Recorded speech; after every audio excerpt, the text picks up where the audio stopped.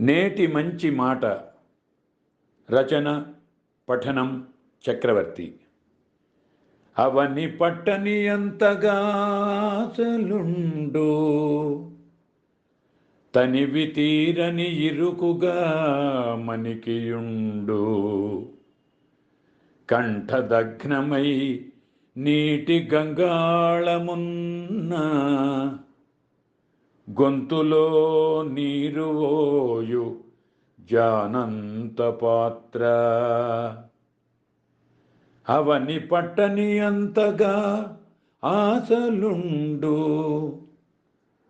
తనివి తీరని ఇరుకుగా మనికియుండు.